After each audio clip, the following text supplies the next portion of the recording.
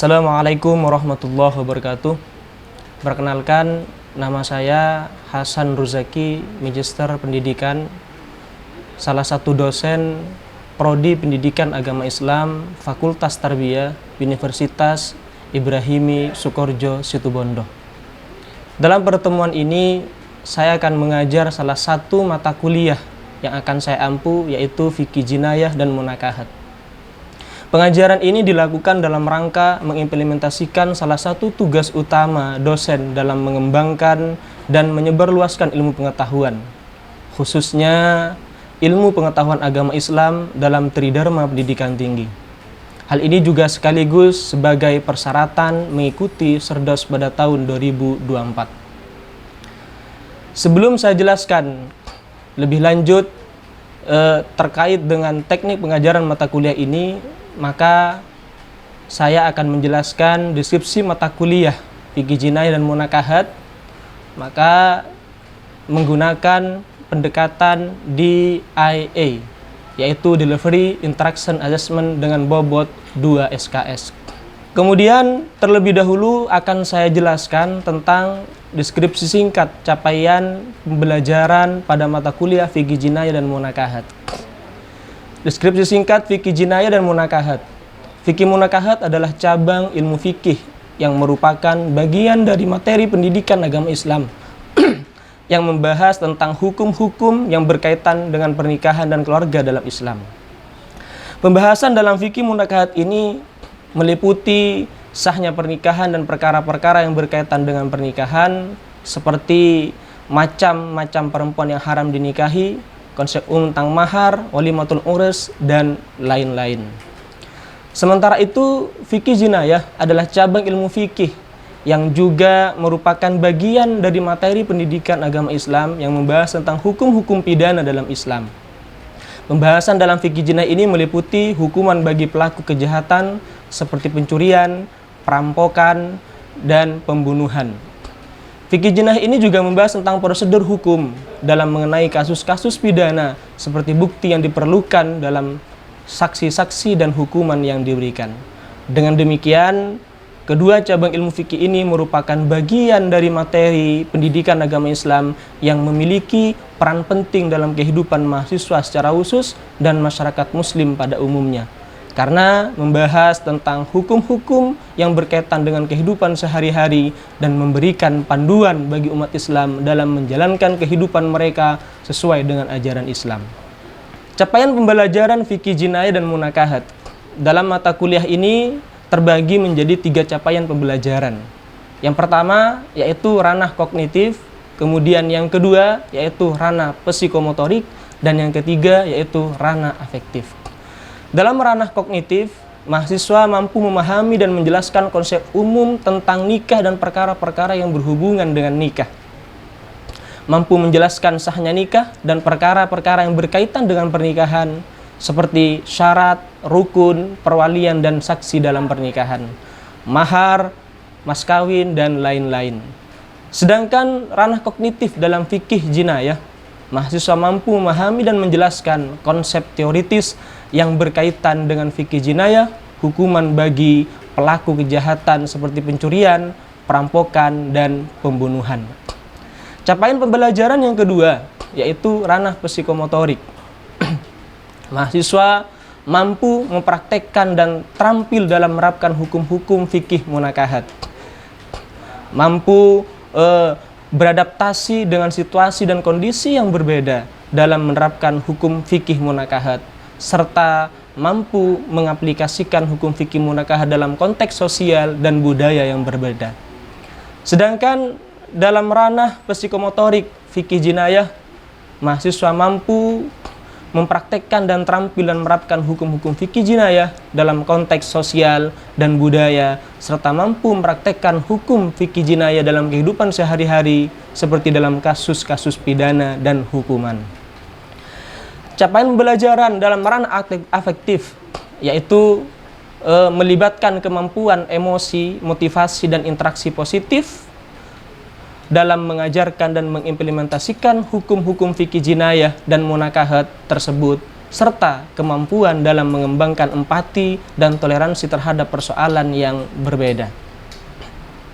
Setelah selesai menjelaskan deskripsi singkat mata kuliah fikih jinayah dan munakahat, kemudian selanjutnya saya akan menjelaskan teknik pengajaran dengan pendekatan DIA, yaitu Delivery Interaction Assessment.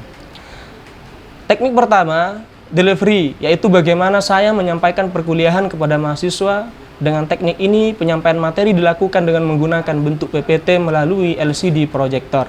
Lalu kemudian, dengan PPT inilah saya menjelaskan materi kuliah kepada mahasiswa dengan menggunakan metode ceramah dan tanya jawab, presentasi makalah setiap minggunya. Dengan cara ini, mahasiswa mampu lebih aktif dan efektif. Teknik kedua, interaction, yaitu bagaimana sebagai dosen berinteraksi dengan mahasiswa dalam kegiatan perkuliahan di kelas.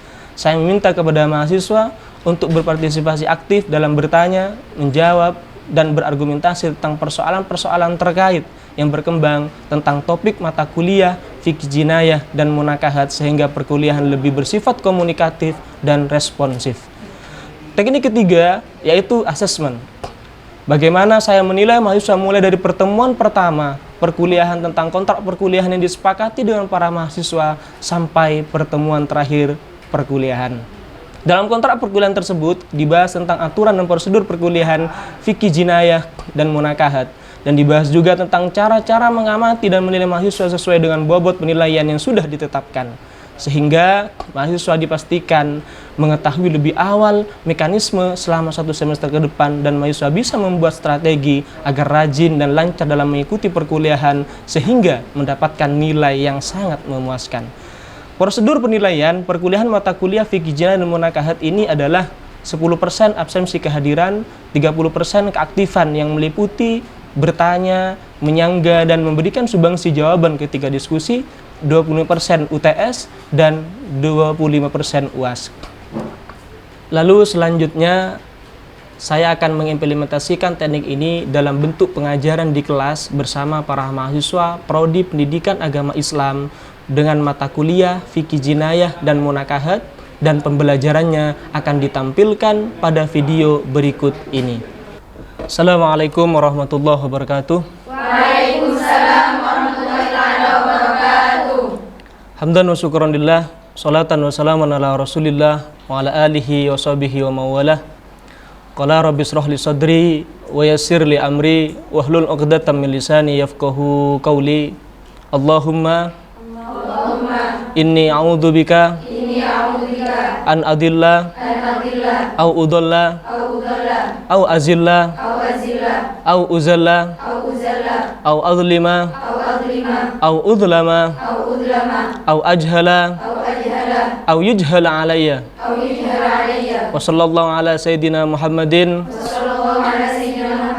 wa ala alihi wa sahbihi wa sallam. Walhamdulillahi rabbil alamin.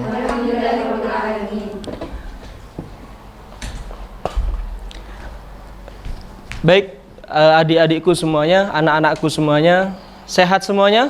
Sehat. Masih semangat belajar? Semangat. Alhamdulillah. Alhamdulillah, dalam kesempatan pertemuan ini di tatap muka ini kita bisa berjumpa kembali dalam mata kuliah fikih jinayah dan munakahat. Namun sebelum saya lanjutkan perkuliahan mata kuliah fikih jinayah dan munakahat ini, terlebih dahulu akan saya evaluasi dan akan saya takror terkait dengan pemahaman kalian semuanya terhadap materi yang sudah dipelajari di minggu sebelumnya. Minggu kemarin kita belajar tentang konsep umum pernikahan. Di antaranya tentang pengertian nikah, kemudian tentang hukum nikah, kemudian rukun-rukun nikah, dan yang terakhir kita belajar tentang syarat-syarat menjadi wali dan saksi. Oleh karena itu akan saya tunjuk salah satu di antara kalian sebagai sampel dan evaluasi saya di dalam melanjutkan materi berikutnya. Baik, yang pertama yang akan saya tunjuk saudari Dila. Coba Anda jelaskan tentang pengertian nikah secara bahasa dan nikah secara istilah. Baik, nikah secara bahasa di sini diucapkan untuk makna kumpul, wati, dan akad. Dan secara syarok di sini nikah merupakan ucapan atas akad yang di dalamnya memuat beberapa rukun dan beberapa syarat. Bagaimana jawabannya teman-teman? Benar. Baik, silakan beri aplaus untuk saudari Dila. Baik, selanjutnya materi kedua yang sudah kita bahas minggu kemarin tentang hukum nikah. Saya akan tanya kepada saudari Dela. Ya, baik, Dela. Kemarin kita bahas di minggu sebelumnya tentang hukum nikah. Coba Dela jelaskan tentang hukum nikah dalam Islam, di dalam kitab yang sudah kita pelajari. Dipersilahkan. Baik, hukum nikah saya ambil redaksi dari kitab Fathul Qorib yang berbunyi wan nikahu mustahabun liman yahtaju ilahi. Yang mana nikah itu disunahkan bagi orang yang membutuhkan. Yang mana orang itu membutuhkan yang bisa menyebabkan dirinya itu butuh sangat menginginkan terhadap hubungan biologis. Dan setelah itu juga membutuhkan mahar dan juga nafkah. Baik, gimana jawabannya saudari Dela? Benar. Baik, mari kita beri aplaus untuk saudari Dela. Kemudian poin ketiga yang sudah kita bahas kemarin tentang rukun-rukun nikah. Baik, selanjutnya saya akan bertanya kepada saudari Suci. Saudari Suci, coba Anda jelaskan tentang rukun-rukun nikah. Dipersilahkan. Baik, saya akan menjelaskan rukun-rukun nikah. Rukun-rukun nikah itu yang pertama adanya laki-laki dan perempuan. Yang kedua adanya wali. Yang ketiga adanya 2 orang saksi. Dan yang keempat ijab kabul. Benar jawabannya saudari Suci, teman-teman? Benar. Mari kita beri aplaus. Poin terakhir yang sudah kita bahas di minggu sebelumnya yaitu tentang syarat-syarat menjadi wali dan saksi dalam pernikahan. Saya akan bertanya kepada salah satu di antara kalian juga, yaitu saudara Liva.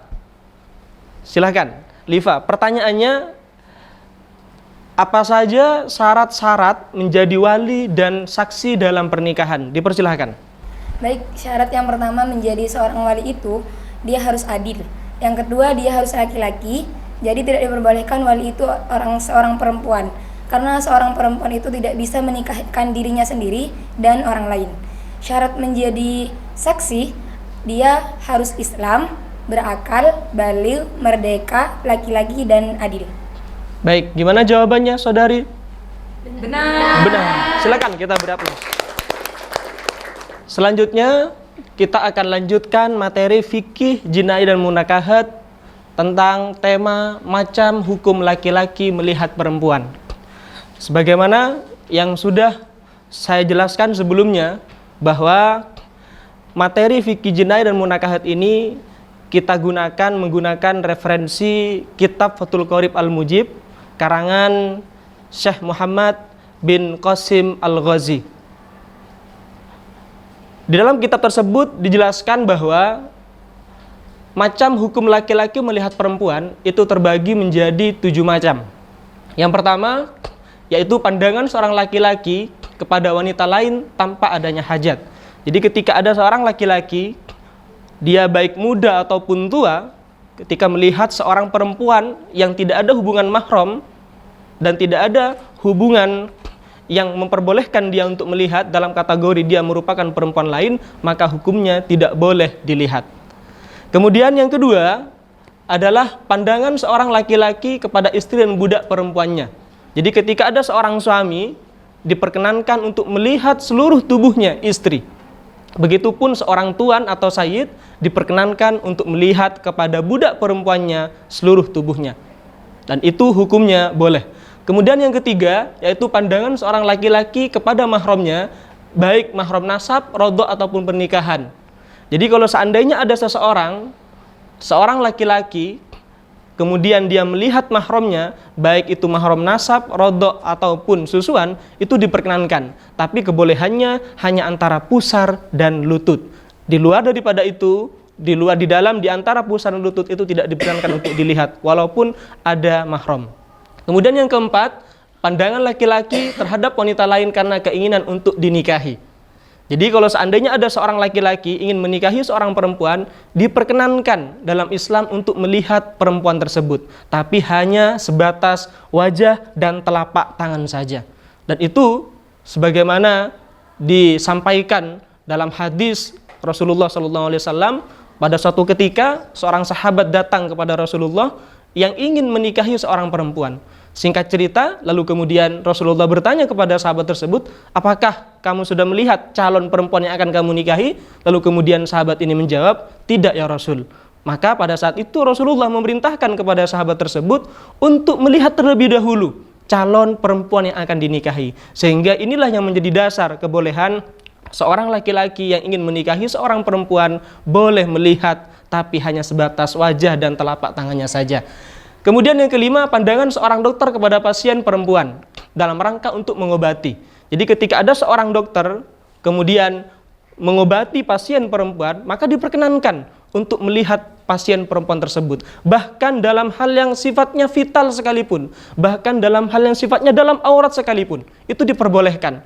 Tapi hanya sebatas di mana organ tubuh yang memang butuh untuk diobati oleh dokter tersebut. Di luar daripada itu, hukumnya haram untuk dilihat. Kemudian yang keenam, yaitu pandangan laki-laki kepada perempuan ketika ada tujuan menjadi saksi atau tujuan untuk bertransaksi. Jadi ketika ada seseorang laki-laki, ketika ada tujuan untuk menjadi saksi dalam perzinahan, itu diperkenankan untuk melihat, melihat zakar, melihat farji. Bahkan ketika menjadi saksi dalam perzinahan, diumpamakan oleh Rasulullah, terlihat secara langsung seperti tutupnya celak yang masuk terhadap wadahnya celak. Begitupun dalam hal kasus jual beli, diperkenankan bagi seorang laki-laki ketika proses transaksi untuk melihat kepada perempuan. Tapi ingat, kebolehan melihat perempuan itu hanya di batas wajah saja, tidak lebih. Kemudian yang terakhir, yaitu pandangan seorang laki-laki kepada budak ketika hendak membelinya. Ini kasus zaman dahulu, kalau seandainya ada seseorang yang merdeka ingin membeli budak, maka boleh membolak-balik budak tersebut untuk dibelinya, tapi tetap di selain aurat yang sudah memang ditentukan untuk budak. Baik, kita sudah belajar tentang macam hukum laki-laki melihat perempuan.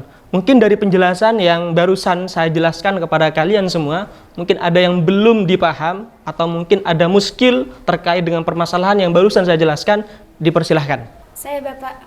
Ya, dipersilahkan. Bagaimana hukum seorang suami melihat farji istrinya? Pertanyaan yang sangat bagus ini teman-teman. Hukum melihatnya seorang laki-laki terhadap farjinya seorang perempuan di dalam kitab yang sudah kita pelajari, yaitu kitab Fathul Qorib Al-Mujib. Di situ dijelaskan bahwa hukum melihatnya seorang suami terhadap farjinya istri itu disebutkan bahwa hukumnya haram. Tapi pendapat yang mengatakan bahwa melihat ini haram adalah pendapat yang lemah. Pendapat yang ashah mengatakan bahwa seorang suami boleh melihat farjinya seorang istrinya walaupun itu hukumnya makruh.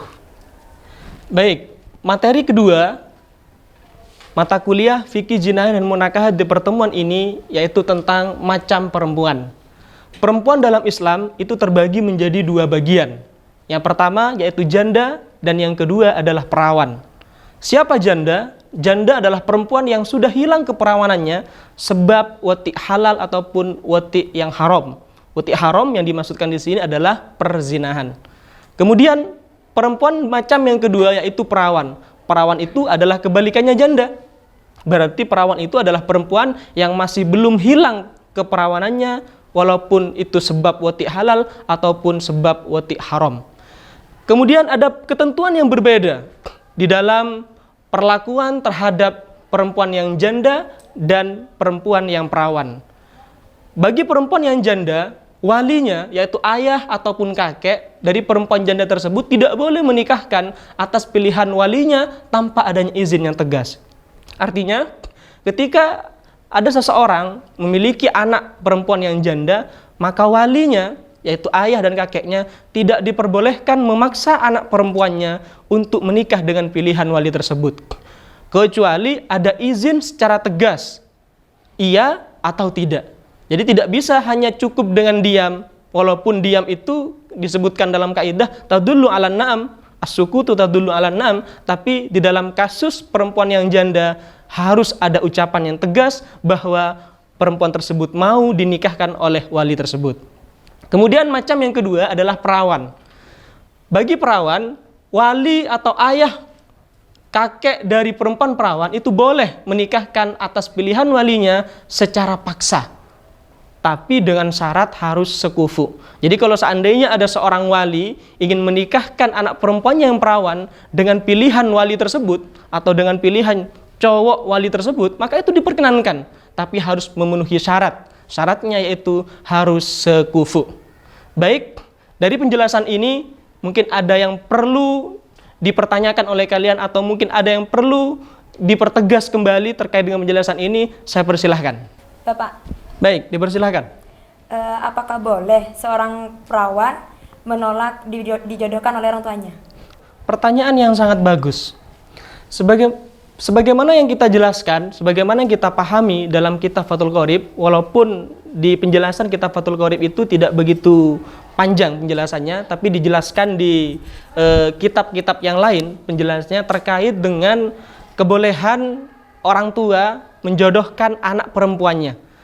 Perlu digarisbawahi seperti yang tadi saya jelaskan bahwa orang tua hanya diperkenankan dan diperbolehkan untuk menjodohkan anak perempuannya ketika anak perempuan tersebut masuk dalam kategori macam anak perempuan perawan.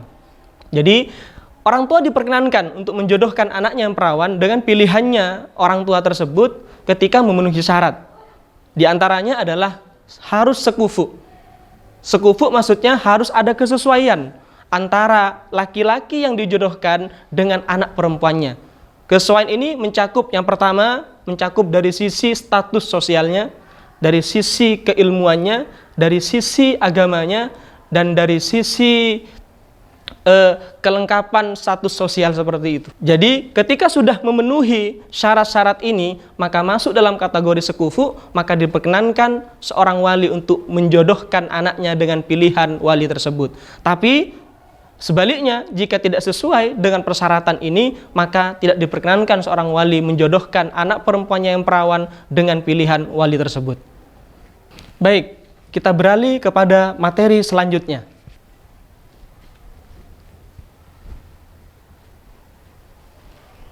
Selanjutnya kita akan belajar tentang aib-aib pernikahan.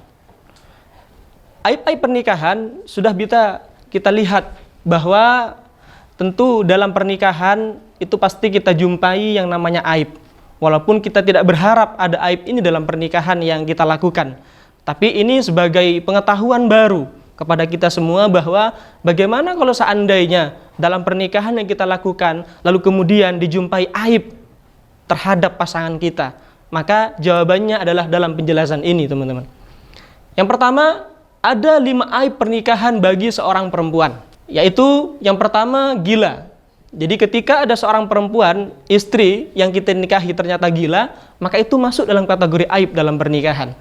Kemudian yang kedua adalah judam. Judam itu adalah penyakit lepra atau kusta, sebagaimana gambar yang sudah saya tampilkan dalam slide ini. Kemudian yang ketiga adalah baros. Baros ini belang kulit, seperti gambar yang saya tampilkan dalam slide ini. Kemudian yang keempat, termasuk bagian dari aib pernikahan bagi perempuan, yaitu rotak. Rotak ini adalah, mohon maaf, tertutupnya kelamin perempuan dengan daging. Kemudian yang terakhir yaitu koren. Koren ini sama kasusnya seperti rotak, cuman kalau koren ini tertutupnya kelamin perempuan dengan tulang. Jadi 5 aib pernikahan ini memiliki hak khiyar bagi seorang suami. Hak khiyar maksudnya seperti ini, teman-teman. Hak khiyar itu artinya seorang laki-laki ketika menjumpai di istrinya 5 aib ini atau salah satu dari 5 aib ini, diperkenankan bagi seorang suami untuk melakukan khiyar. Khiyar memilih antara melanjutkan pernikahannya atau dia menyelesaikan pernikahannya dengan cara memfasah pernikahan tersebut.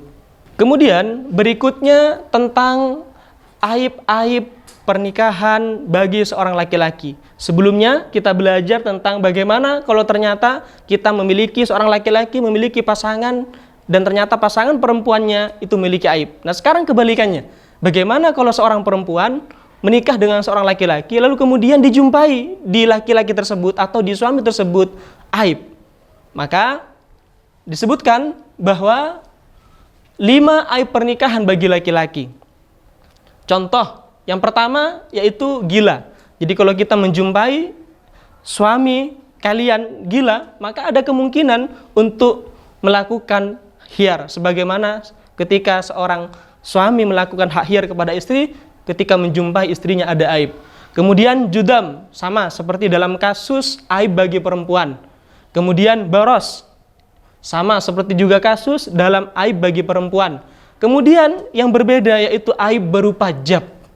Jab ini adalah alat kelaminnya terpotong. Jadi naudzubillah kalau ternyata ada seorang perempuan lalu kemudian menikah dengan seorang laki-laki, ternyata setelah pernikahan dijumpai, mohon maaf, alat kelaminnya, dzakarnya ternyata terpotong. Maka itu masuk dalam kategori khiyar, teman-teman. Dalam kategori aib sehingga berhak untuk melakukan khiyar.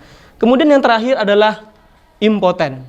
Jadi kalau seandainya ada seseorang menikah, seorang perempuan menikah dengan seorang laki-laki, lalu kemudian dijumpai ternyata naudzubillah laki-lakinya impoten, maka diperbolehkan dalam Islam untuk melakukan hak khiyar. Saya ulang kembali, hak khiyar yang dimaksudkan di sini adalah seorang pasangan boleh memilih apakah dengan bersabar terhadap aib tersebut dia tetap melanjut teruskan pernikahannya, atau dia tidak sabar untuk melanjutkan pernikahannya sehingga dia mau melakukan perceraian sebab adanya aib tersebut. Dan itu dipersenankan dan itu diperbolehkan memilih di antara keduanya. Baik, dari poin terakhir ini tentang pembahasan aib-aib dalam pernikahan yang kita pelajari barusan, mungkin ada yang perlu dipertanyakan, mungkin ada penjelasan yang masih kurang jelas, saya persilahkan. Saya Bapak. Baik, dipersilahkan. Baik Bapak, dari penjelasan yang sudah Bapak tadi jelaskan, saya mau bertanya, apakah di dalam memfasah pernikahan karena adanya aib tersebut bisa diputuskan secara langsung oleh pasutri Bapak? Baik, pertanyaan yang sangat bagus.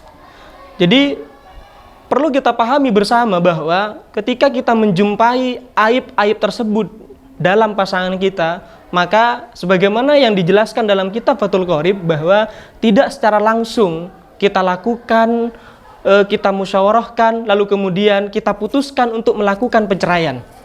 Tapi harus dilaporkan terlebih dahulu kepada hakim, lalu kemudian dijelaskan kepada hakim terkait dengan permasalahan tersebut, terkait dengan aib-aib yang terjadi terhadap pasangannya, baru kemudian terakhir hakim yang memutuskan bahwa perempuan dengan laki-laki tersebut sudah pisah atau dalam arti fasah. Baik, dari tema 3 pokok pembahasan dalam mata kuliah hari ini, fikih jinai dan munakahat, yang sudah saya jelaskan barusan, apakah kalian sudah paham semuanya? Paham. Baik, alhamdulillah. Sebagai bentuk tindak lanjut dari pemahaman kalian, maka saya perintahkan kalian semuanya untuk melakukan resum, untuk merangkum semuanya dari pelajaran awal sampai akhir yang membahas tentang 3 poin. Yang pertama, membahas tentang hukum melihatnya seorang laki-laki kepada perempuan. Kemudian yang kedua, tentang macam-macam perempuan dalam Islam. Dan yang terakhir, tentang aib-aib dalam pernikahan.